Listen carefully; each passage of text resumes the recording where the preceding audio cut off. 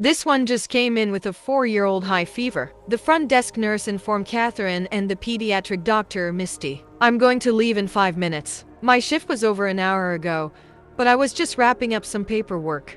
Can you ask someone else to take that call, please? Catherine said. She had been on her feet the entire day, hustling from one patient to the next, and all she wanted was to head home and collapse onto her cozy bed. The weight of exhaustion was bearing down on her, and her muscles were screaming for rest. The thought of kicking off her shoes, sinking into her soft mattress, and letting out a sigh of relief was the only thing driving her at this point. She couldn't wait to finally give her weary body the break it deserved. 10 minutes later, the nurse came back to Catherine. I'm sorry, but everyone's tied up with something right now. It's been one hell of a busy day. Can you please take the call? The nurse pleaded with Catherine, hoping she would be willing to help out despite her exhaustion. Mrs. Johnson's being out of commission too. Otherwise, I could have asked her to handle it.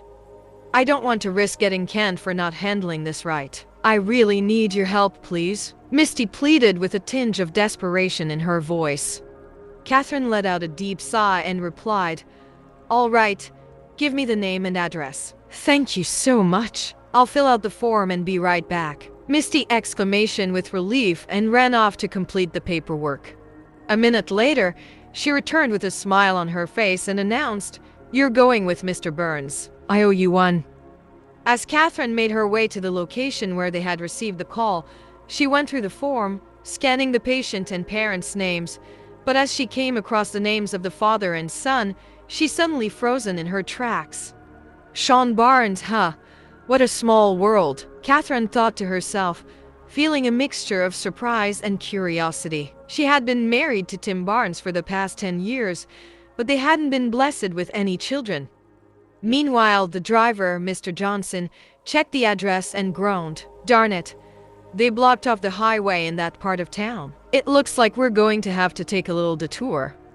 He grumbled, maneuvering the vehicle through an alternate route to reach their destination once they arrived at the apartment building. Catherine made her way up the stairs to the second floor as she knocked on the door. A young woman opened it, and Catherine had a feeling that she looked familiar. Thank God you're here. The young mother spoke nervously. We've been so worried. Many doctors said they were too busy, but you're finally here. Catherine smiled despite her exhaustion and replied, Well, my shift was actually over, but I'm here now. What's going on? Where's our little patient? Please come in. The woman invited Catherine in and led her through the hallway to the child's bedroom. Inside, a pale boy with dark hair lay on the bed, dressed in pajamas and warm socks. He looked up at Catherine with frightened eyes. Hey there, little guy. How are you feeling? Catherine greeted Sean with a warm smile before turning to the boy's mother. So what's been going on? Catherine inquired, concerned. He has been coughing for the past couple of days. It's not too severe, but it's been persistent, and his temperature spiked up to 102. The mother replied as Catherine began to examine the boy. All right, let me take a look at your throat, Sean. Can you open your mouth for me, please? Catherine gently requested, as she shone a flashlight into the boy's mouth to check his throat. Okay, I see his lymph nodes are a bit swollen. Can you please get a glass of warm water? Catherine requested. Honey, bring a glass of warm water for Sean. The woman shouted. After a couple of minutes, a man in a cooking apron entered the room and handed Catherine the glass of warm water.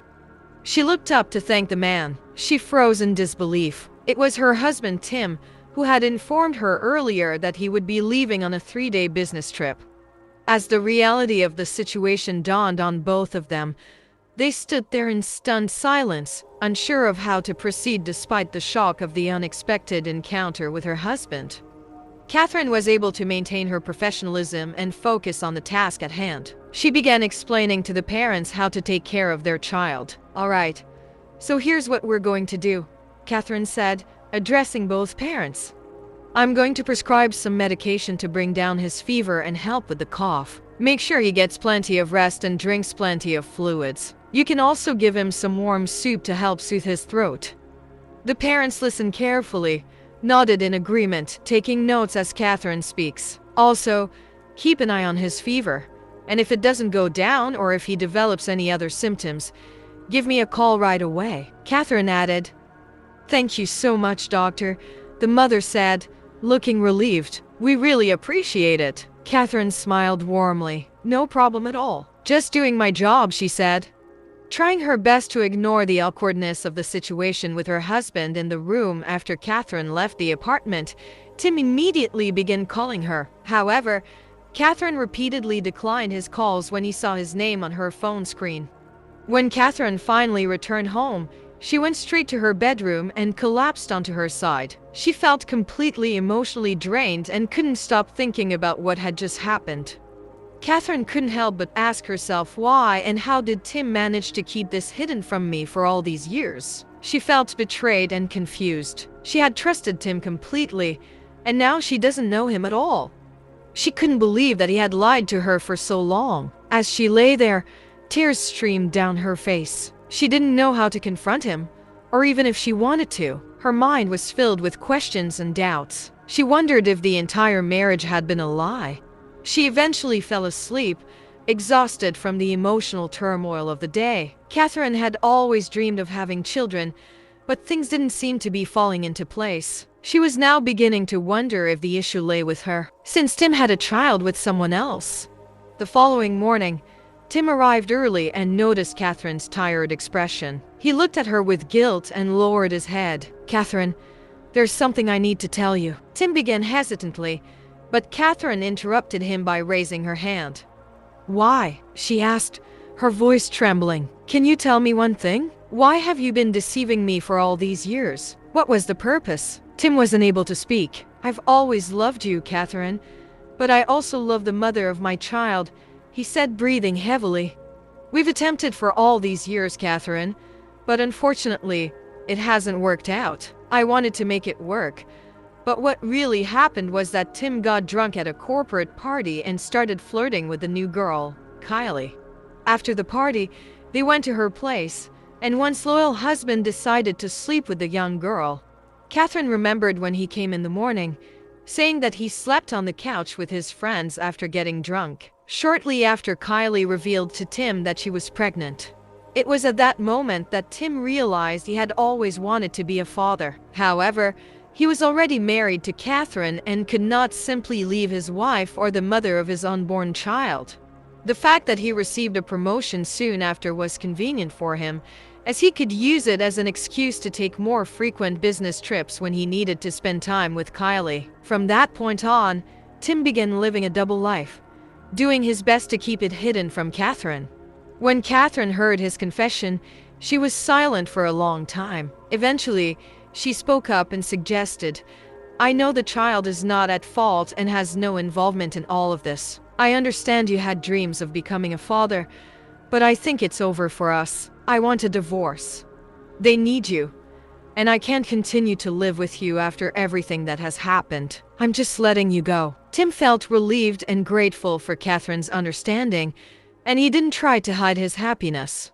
He apologized to her for a long time and explained many things, thanking her for her understanding along the way. However, Catherine appeared to be unresponsive and uninterested. She simply didn't care anymore. They're waiting for you. Your son has a fever. You need to go take care of him, Catherine reminded him. Tim swiftly gathered his belongings and left without any further discussion. Catherine slammed the door shut after him, and once he was gone, she screamed and shattered the vase of flowers at the entrance.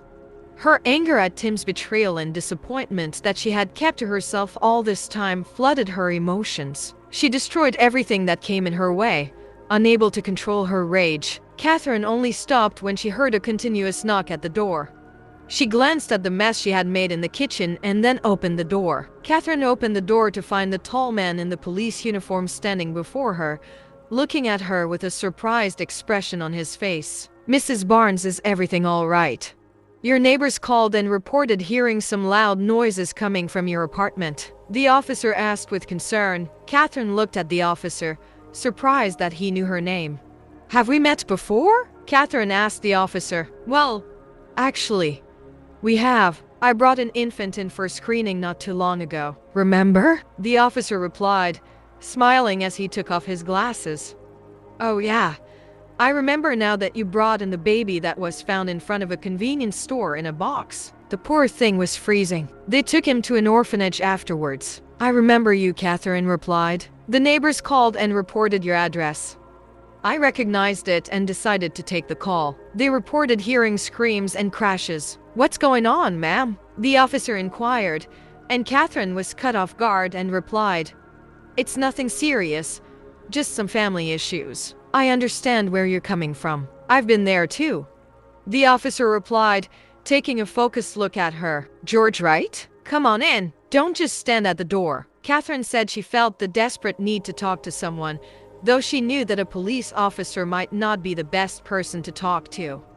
She remembered George from their work on the case of an abandoned infant. George looked around the apartment and noticed the mess. It looks like you've been having a tough time, he said sympathetically. Catherine nodded, feeling a sudden wave of emotion. Yeah, it's been a rough day. The kitchen is even worse. That's where all the noise came from that the neighbors complained about. Catherine explained with a hint of bitterness in her tone. George sat down on the couch and motioned for Catherine to join him. Do you want to talk about it? Sometimes it helps to just let it out. Catherine didn't know why she had let him in, but she had a feeling that she could trust this quiet man with a judicious look. She invited them to sit in the living room and brought out some coffee and cookies. Thanks for the coffee, George said quietly. It's none of my business, but if you're okay with it, I'm curious about what happened. It's part of my job too, George said. Last night, I found out about my husband's other family. They have a child. It was ironic because he had a high fever, and I was called in. Catherine replied monotonously. What did you do? The officer asked. I just did my job and prescribed some medicine without showing my shop that the father was my husband. He came by to explain everything to me, but there was nothing to know. I told him that I was letting him go, and then I lost it. And then you showed up. Wow, you seem to be handling this well, George said as he looked at Catherine. I know exactly how you feel. Believe it or not, I've been in the same situation before. I didn't break anything, but I was so angry and ready to fight anyone who crossed my path. Luckily, no one was around at the time. I really do understand what you're going through. Catherine listened, surprised that George had gone through a similar situation. He had thought he was the father of his son. But when his son needed a blood transfusion for surgery, he found out that their blood types didn't match. It was then that his wife admitted to cheating on him and that he was not the biological father of their son. After the divorce, his ex-wife and son moved to a different town, and George had not received any updates about them since then. He had been living contentedly as a single man for the past 3 years. After their conversation, Catherine and George spoke for almost 2 hours. Catherine was in the middle of telling George about her work when her phone interrupted. She checked the caller ID and saw that it was her assistant. Excuse me for a moment, George, Catherine said, picking up the phone. She sprang up in a panic and began to get ready. George looked at her with confusion, and she explained that I'm supposed to be at work, but instead I'm having a heart-to-heart talk with you. I'm running late, and my boss is going to be angry. I have to go. Thank you for coming by and for listening to me. Anytime, Catherine. By the way, I can get you there faster than ever, George offered. Catherine agreed, and they were on their way. George turned on the sirens and signals. I don't usually do this, but it's a special occasion, George said, smiling at Catherine. Catherine arrived at the hospital just in time for the meeting. Her boss gave her a disapproving look but didn't say anything. After work, George waited for Catherine outside the hospital building with a smile. I was thinking about offering my services to help clean up the aftermath of the smashing that took place at your home, he said. Catherine completely forgot about the mess at her home. I can't even imagine what's going on there right now. Are you sure you want to see it? She asked George.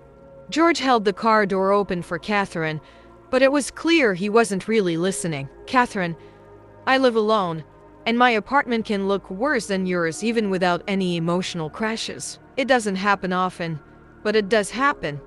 After they finished cleaning up the apartment and taking out the trash, George suggested they grab dinner at a cozy waterfront cafe. I've actually never been there before and never had the time. Are you sure you want to go? I really don't feel like it, Catherine admitted.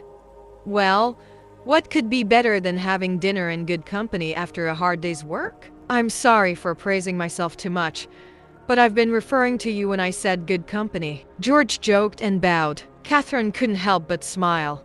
There was something so captivating about this man that made her forget all her troubles. They talked until late at night, debating, discussing, and laughing until they cried about silly things, movies, and jokes.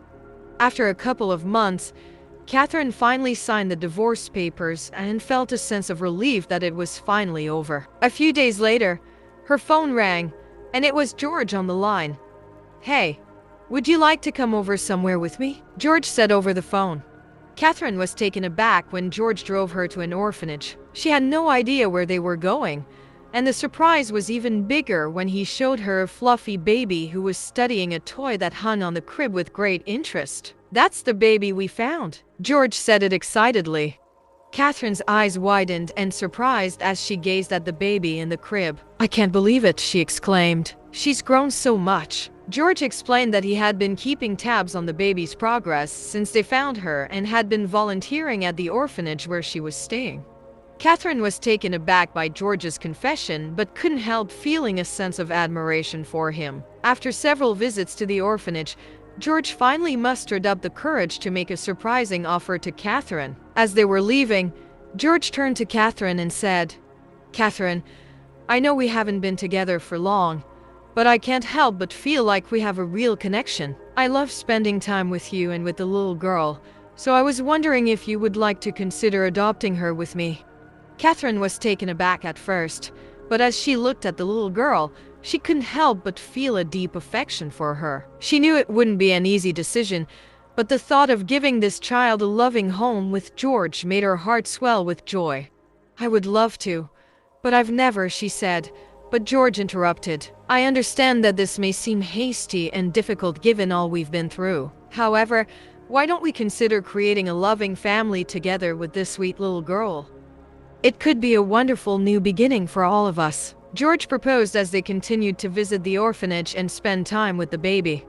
Catherine began to experience unfamiliar emotions. Her maternal instincts had kicked in, and she would hold the baby, singing lullabies to her. George would watch with a smile, admiring the way Catherine interacted with the child. Today, he had a special surprise for her. He believed it was the right time. He kneeled down on the ground and opened the ring box. "Will you be my partner in crime forever, Catherine?" George whispered. Catherine stifled the laugh at the unexpected and quirky proposal. The baby was snoozing in her in praise, making it an adorable and heartwarming moment. Catherine looked at George's face for a while, gently swaying the baby, then nodded and grinned. George's face lit up with joy. A few months later, George was returning home from a leisurely walk in the park with his daughter Amy as he approached her doorstep. Catherine emerged from the house, her face radiating with a mysterious and joyful expression. George asked her why she was grinning like that, but Catherine just continued to smile blissfully, not saying a word. George grew anxious as Catherine continued to smile without saying anything. Eventually, she broke the silence and revealed the reason behind her mysterious expression. "I'm pregnant, honey. We're having a baby," she exclaimed. He hugged her tightly. They were going to be parents again, and it felt like a dream come true. On Amy's second birthday, George and Catherine welcomed the new addition to their family, a son. They named him Noah. Patience is not the ability to wait, but the ability to keep a good attitude while waiting.